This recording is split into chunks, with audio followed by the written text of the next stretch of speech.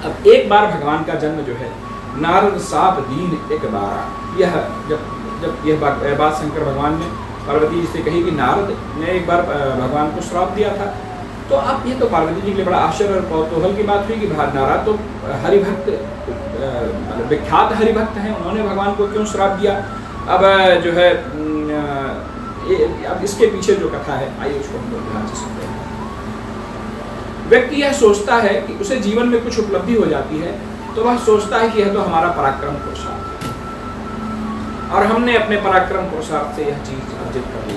कोई थोड़ी सी भी किसी को उपलब्धि, थोड़ा सा ज्ञान हो जाए, थोड़ी सी भौतिक उपलब्धि हो जाए, थोड़ी सी सिद्धावस्था को प्राप्त हो जाए, थोड़ा सा उसकी प्रगति हो जाए, तो वह समझता है कि अरे ये तो हमारा पराक्रम है, हमारा बुद्धि विवेक है, हमारा भुजबल है, जिसके कारण से हमने यह स्थिति प्राप्त की। और वही व्यक्ति जब व्यक्ति उसका पराभव होने लगे, उसको कोई कष्ट आ जाए, उसको कोई दुख पड़ता है, तो वो सोचता है कि अरे भगवान ने हमारे पर कौन सा कष्ट दे दिया, कौन सा हमें दुख दे दिया।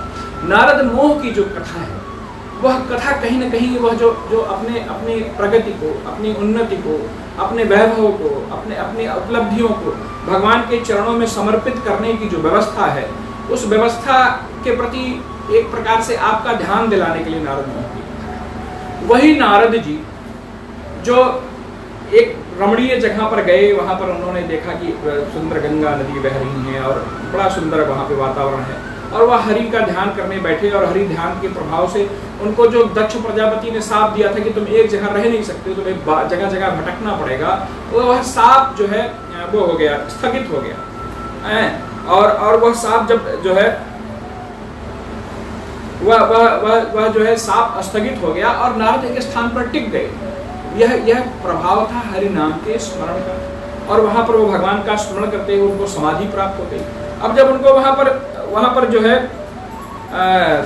वहां पर उनको जब समाधि प्राप्त हो गई, तो अब जो इंद्र भगवान जो है वह आजकल जो अस्थिर राजनीतिक लोगों की जो मानसिकता होती है, इंद्र उसके सबसे बड़े प्रतिनिधि। आप किसी भी राजनेता को देखो, उसकी निर्वाचित होने की अवधि 5 वर्ष की होती है, और उस 5 वर्ष की अवधि में वह इस बात के लिए 5000 बार परेशान रहता है कि अगले 5 वर्ष हम आएंगे कि नहीं।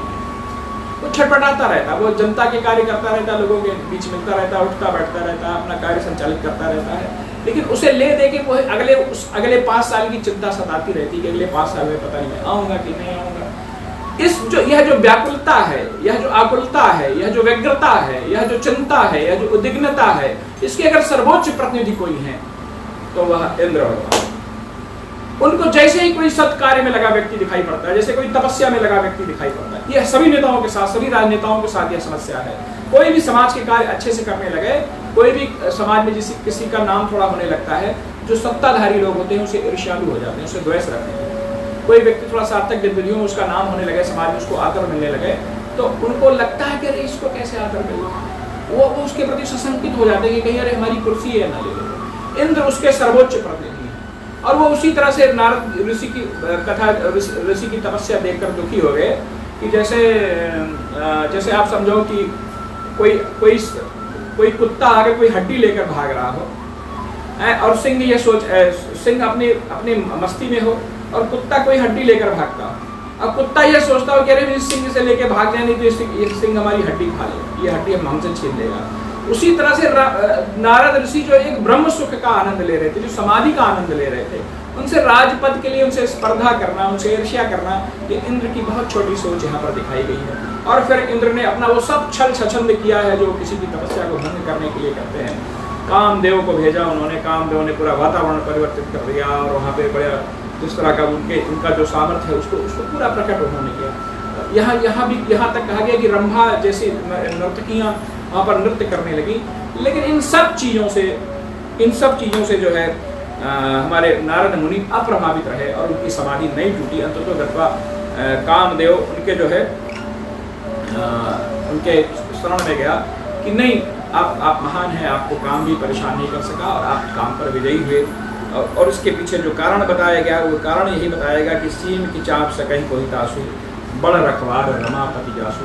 जो जिसके भगवान स्वयं रक्षक हो, जिसके ऊपर भगवान स्वयं कृपा करें, उसको कोई उसके शरीर के संबंधी आग्रह, उसके आंतरिक आग्रह, उसको परेशान नहीं कर सकते, उसे उसे उसे प्रभावित नहीं कर सकते। यह करते हुए फिर जब अब नारद जी के जब यह बात जगत विख्यात हो गई कि नारद जी ने तो काम को भी हरा दिया, अब नारद जी अपना वीणा बजाते हुए उस तपस्या की क्रेडिट लेने के लिए पूरी दुनिया में भटकने लगे। अब आप सोचो कि जो नारद मुनि जिनको भगवान की कृपा से जो है उस काम पर विजय को का उनको एक गौरव प्राप्त हुआ, वो जैसे ही वो बात स्थापित हुई वैसे वो भूल गए कि यह भगवान की कृपा थी और वो दुनिया में इस बात को कहते कहते भटकने लगे कि हाँ हमने काम पर विजय प्राप्त कर ली। अब वो शंकर भगवान के पास पहुंचते हैं। शंकर भगवान ने कहा कि देखो एक बात तो आप मैं बताऊँ आपको, आपने मुझसे कह दिया यह बात भगवान विष्णु से मत कहना, आपने मेरे सामने यह बात उद्घाटित कर दी कि आप काम पर विजय प्राप्त कर रही हैं, लेकिन भगवान से मत कहना।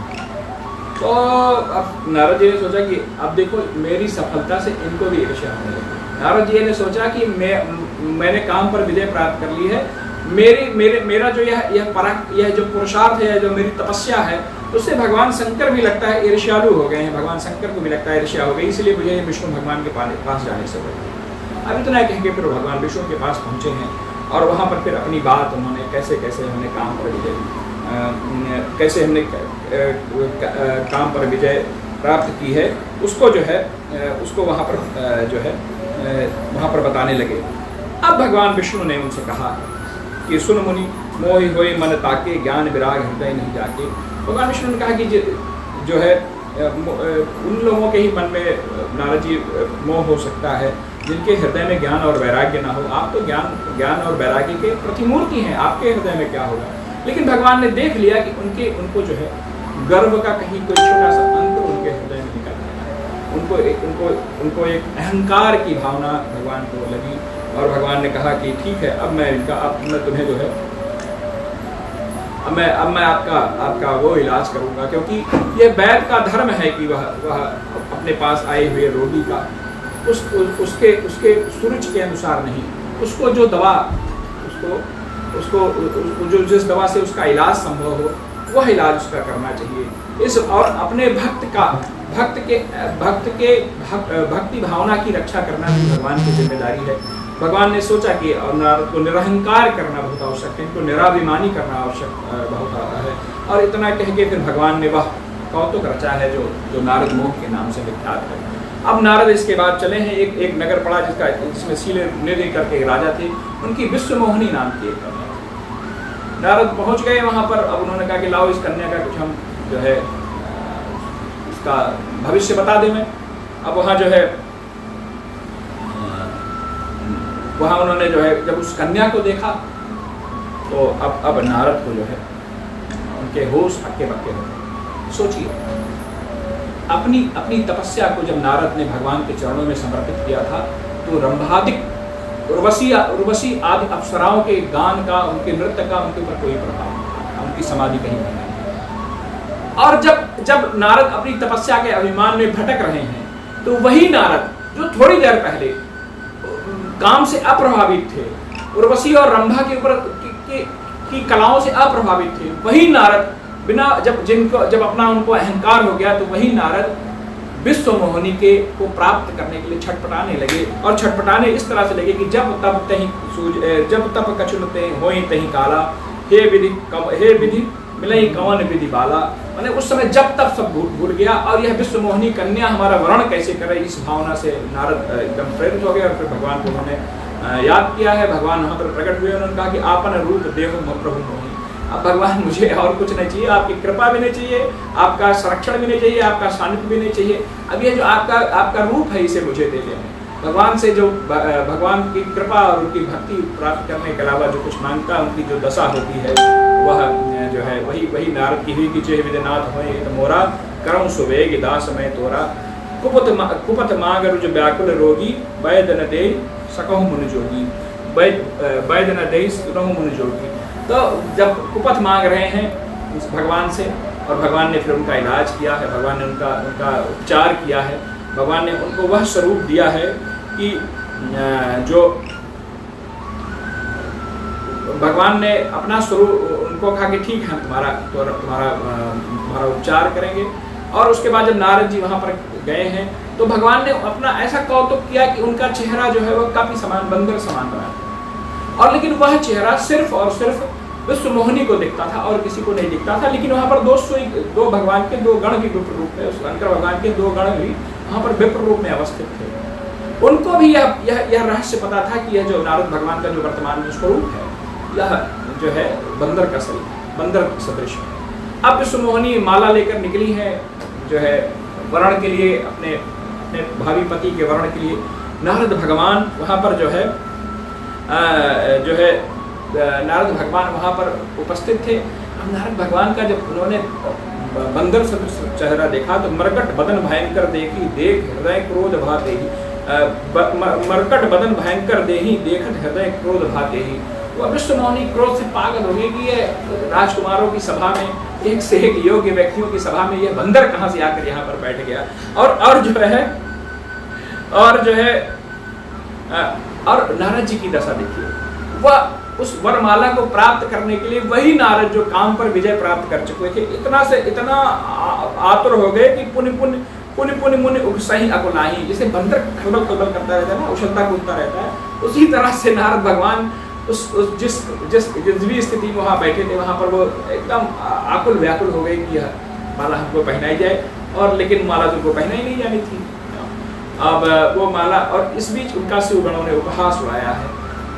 विश्व मोहिनी ने तभी भगवान वहाँ पर प्रकट हुए हैं, विश्व मोहिनी ने वह वरमाला भगवान को डाल दी है। अब उन्होंने जो है नारद मुनि बहुत क्रोध आया तो उनसे जो शिव गण थे उन्होंने कहा कि जाके अपना मुंह तो देखो कहीं। हम लोग ऐसे लड़ाई बालपना में हम लोग लड़ाई में इस बात को बहुत उपयोग करते हैं कि अरे अपना मुंह कहीं देखा, जाके जाओ अपना मुंह शीशे में देख के आओ। ये हम लोग बार हम लोग बचपना में झगड़े में एक दूसरे से कहते नहीं है। मुझे लगता है कि अपना मुंह जाके शीशे में देखाओ। इस बात की शुरुआत यहीं से हुई होगी कि जब शिवगण ने भगवान नारद से कहा होगा कि जाओ अपना मुंह तो देख के आओ। इसके बाद नारद भगवान गए हैं कहीं तालाब वलाब के आसपास, अपना मुंह जब उन्होंने देखा और उन्होंने जब देखा कि अरे हमारा मुख तो इस समय बंदरों जैसा हो गया है, अब उनको भारी क्रोध लगा। तब तक भगवान जो है विश्व मोहिनी जिनका वर्णन उन्होंने किया था उसके साथ वहीं पर प्रकट हुए हैं। अब नारद भगवान का जो क्रोध था वो देखने लायक था कि परम स्वतंत्र सिर पर नहीं कोई, तुम्हारे सर पर, आपके सर पर कोई नहीं, इसलिए जो मन में आता है आवहि मन ही करही तुम सोई, जो तुम्हारे मन में आता है वही तुम करते हो। तुम्हारे ऊपर कोई, तुम परम स्वतंत्र हो और जो है तुम्हें, और जो है जो तुम्हारे मन में आता है वही आप करते हो। और जो है अपना तो समुद्र मंथन से जो उसमें लक्ष्मी जी प्रकट हुई उसको तो आपने धारण कर लिया और विश्व शंकर भगवान को कर दिया। इस प्रकार से उन्होंने बहुत से ढहक के बहुत सी बातें उन्होंने भगवान नारद ने भगवान को कही है। और उसके बाद उन्होंने श्राप दिया है कि जिस प्रकार से मैं नारी वियोग में इस समय विकल हो रहा हूँ, आपको भी नारी वियोग होगा, आपको भी भगवान जो है मनुष्य के रूप में जन्म लेना पड़ेगा। और ये जो मेरा कपि रूप है यही बंदर भालू आपके उसमें सहायक होंगे और यही आपकी सहायता करेंगे। तब जो है अब इसके बाद लेकिन तब तक भगवान ने अपनी माया का संवरण कर लिया है। और भगवान ने जब माया का अपनी माया को समेट लिया तब नारद जी को यह हुआ कि अरे ये मैंने क्या अनर्थ कर डाला, और नारद जी का मन अशांत हुआ है। तब उस भगवान ने उनसे कहा है कि जपव जाई शंकर सतनामा, अब जाओ आप भगवान शंकर के 100 नाम जो है उनका स्मरण करो, इसी से आपका हृदय शांत होगा। इसके बाद नारद जी को जो है वो जो भगवान के गण हैं वो मिले हैं।